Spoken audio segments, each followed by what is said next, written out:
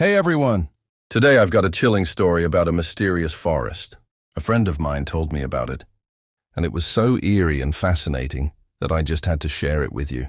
So sit back, relax, and enjoy the story. I entered the forest late in the morning. Autumn was already taking hold. Yellow leaves lay scattered across the ground, and the air carried that damp, earthy chill that only comes after a night of rain. My original plan was simple: follow the marked trail that ran along the river, set up camp and head back the next day. But then I saw it. Just past a bend in the river, half hidden between the trees, there was another path. Narrow, uneven, almost swallowed by undergrowth. It wasn't on my map. Curiosity got the better of me. I turned off the trail. At first it seemed harmless, just another forgotten track. But the deeper I went, the stranger it felt. The canopy thickened overhead until the sunlight was reduced to slivers of gold between the branches. The usual forest soundtrack, the rustle of birds, the whine of insects, faded away. Within an hour, it was nothing but silence. Not peaceful silence. Heavy, pressing. The kind of silence that makes your own breath sound too loud. By late afternoon, I set up camp in a small clearing. I pitched the tent, lit a modest fire, and tried to convince myself I was imagining things. But unease gnawed at me, and by the time night fell, I was wide awake, staring at the thin nylon walls around me. That was when it began. First came the sense of being watched. No sound, no movement, just the weight of unseen eyes in the dark. Then faintly, the crunch of footsteps, slow, deliberate, moving in a circle around my tent. I froze, listening, heart pounding so loud I was sure it would give me away. After several minutes, the sound stopped. Gathering what little courage I had, I unzipped the flap just enough to shine my flashlight outside. The beam caught nothing but mist and trees. Still, I couldn't shake the certainty that something had stood there, just beyond the edge of the light. I must have dozed off eventually, because the next thing I remember is the gray light of dawn seeping through the tent fabric. Relieved, I stepped outside, only to feel my stomach twist. The ground around my camp was littered with footprints, large boot prints, dozens of them circling the tent. But that wasn't the worst part. Mixed among them were my own. The exact tread of my boots, same size, same shape, only I hadn't left the tent all night. And the trail they formed led away into the forest, then back again, right to where I had been sleeping, as if someone had spent the night walking around in my shoes. I tried to convince myself there had to be an explanation. Maybe I had sleepwalked, though I'd never done so before. Maybe some hunter had wandered by. But the prints were too deliberate, too precise, like someone had studied the way I walked and mimicked it perfectly. I packed up quickly, refusing to look at the ground for too long. My only thought was to get back to the main trail. The river would be my guide.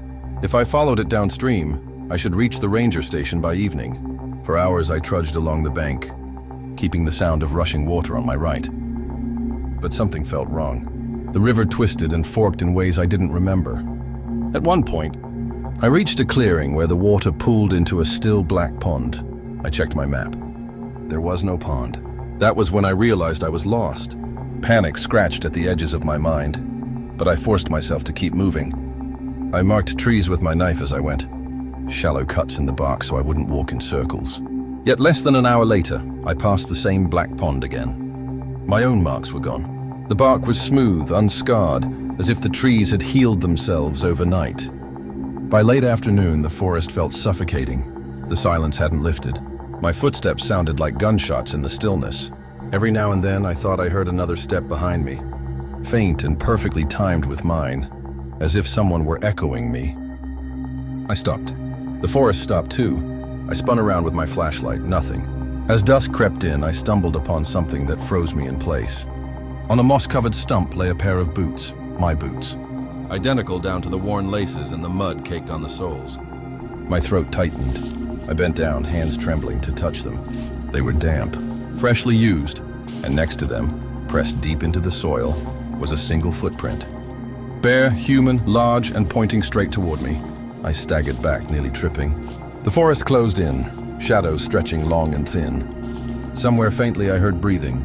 Not mine, heavy, slow, patient. That night I didn't set up camp. I couldn't bring myself to. Instead, I kept moving through the dark, the beam of my flashlight slicing the void between the trees. My body screamed for rest, but stopping meant giving in. At some point, I realized I was no longer following the river. I didn't even remember when I'd left it. All around me was the same endless stretch of trees, silent and watching. When my flashlight flickered and died, the last thing I heard was the crunch of a step behind me, and then another closer. I don't know how long I walked in the dark. Minutes, hours. It blurred together into a haze of exhaustion and dread. Every few steps I could hear it, the steady crunch of another footfall. Perfectly in sync with mine, except half a beat late. Close, too close. My flashlight had died, but the moon bled weak light through the canopy. Enough to shape outlines. The trees all looked the same. Their trunks pale and skeletal. Their branches like arms reaching down to snare me. I stumbled, nearly falling when I saw it. A cabin. At first I thought it was my mind playing tricks. But no, the silhouette was real. A crooked roof and walls sagging with age. Relief surged through me. Shelter, maybe even help. I sprinted toward it, tripping over roots, ignoring the way the footsteps behind me quickened too. The door hung crooked on rusted hinges.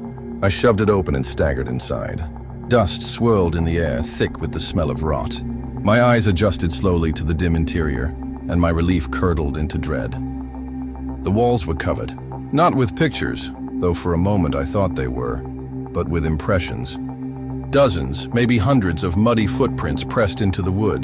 Boots, bare feet, different sizes. Layer upon layer, crisscrossing like a chaotic mural, and among them, clear and fresh, were mine. I backed away, breath trembling when a board creaked behind me. I spun. In the doorway stood a figure, tall, shoulders broad, posture unnatural, head cocked as though studying me. His face was hidden in shadow, but I saw his feet, bare, pale, caked in mud. He stepped forward, and I realized something terrible. He wasn't carrying my boots. He was wearing them. I ran, out the back, through a collapsed wall, crashing into the trees. I didn't care where I went, as long as it was away. Branches tore at my arms, my legs screamed with pain, but I kept running until the forest suddenly ended. Gravel crunched under my feet, a road. Headlights appeared in the distance. I waved frantically, screaming until my throat ripped raw. The truck stopped, and the driver, an old man with tired eyes, helped me into the passenger seat. "You're lucky," he said quietly as we drove. "Most who go into those woods don't come back." I wanted to ask what he meant, but exhaustion swallowed me whole. The police later searched the area where I claimed the cabin stood. They found nothing. No structure, no footprints, no signs anyone had ever been there. Sometimes at night I dream of those woods, of the silence, of the figure wearing my boots walking just half a step behind me. And when I wake, there's always mud by the door. That's all for today! I hope you enjoyed this story. Let me know in the comments which part gave you chills. And if you'd like, I can ask my friend to share more scary stories. This was Pula Hulo. Thanks for watching and see you next time.